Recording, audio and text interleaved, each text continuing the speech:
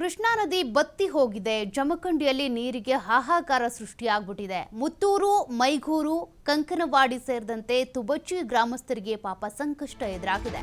ಕೃಷ್ಣಾ ನದಿ ಬತ್ತಿ ಹೋಗಿರೋದ್ರಿಂದ ಜಮಖಂಡಿಯಲ್ಲಿ ನೀರಿಗೆ ಹಾಹಾಕಾರವೇ ಸೃಷ್ಟಿಯಾಗಿದೆ.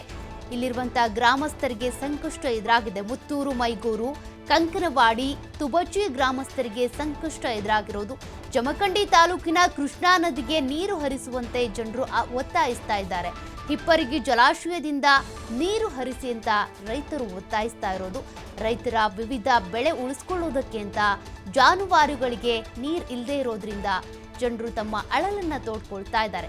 ನೀರು ಬಿಡದೇ ಇದ್ರೆ ಪರಿತಪಿಸುವ ಪರಿಸ್ಥಿತಿ ಎದುರಾಗುತ್ತೆ.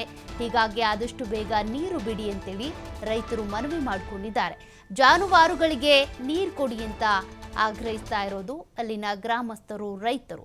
ಮತ್ತೊಂದು ಕಡೆ ತಾವು ಬೆಳೆದಂಥ ಬೆಳೆಗಳು ಒಣಗಿ ಹೋಗ್ತಾ ಇದ್ದಾವೆ. ಕೃಷ್ಣಾ ನದಿ ಬತ್ತಿ ಹೋಗಿರೋದ್ರಿಂದ ನಮಗೆ ನೀರಿನ ಪೂರೈಕೆ ಆಗ್ತಾ ಇಲ್ಲ.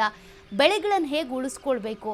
ಹಾಗಾಗಿ ಹಿಪ್ಪರಗಿ ಜಲಾಶಯದಿಂದ ನಮ್ಮ ಬೆಳೆಗಳಿಗೆ ನೀರು ಹರಿಸಿ, ಜೊತೆಗೆ ಜಾನುವಾರುಗಳನ್ನು ಸಾಕೊಂಡಿದ್ದೇವೆ, ಅವುಗಳಿಗೂ ನಾವು ನೀರು ಕೊಡೋದಕ್ಕಾಗ್ತಾ ಇಲ್ಲ, ಅವುಗಳಿಗೆ ನೀರು ಕೊಡಿಸಿ ಅಂತೇಳಿ ಒತ್ತಾಯಿಸಿರೋದು.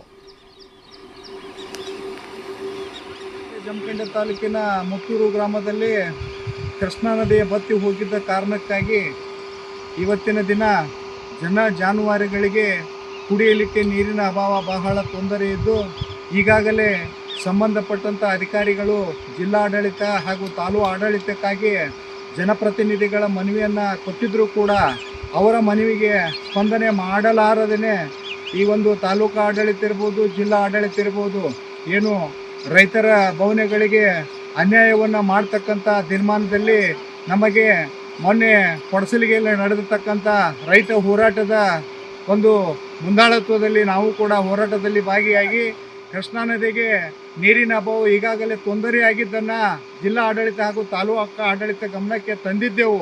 ಬೆಂಗಳೂರಿನಲ್ಲಿ ಕಾರ್ಯಕ್ರಮದ ವಿಚಾರವಾಗಿ ಹೋಗಿರ್ತಕ್ಕಂಥ ತಮ್ಮ ಗಮನಕ್ಕೆ ನಿನ್ನೆ ನಾವು ಫೇಸ್ಬುಕ್ ಮುಖಾಂತರ ನೋಡಿವು.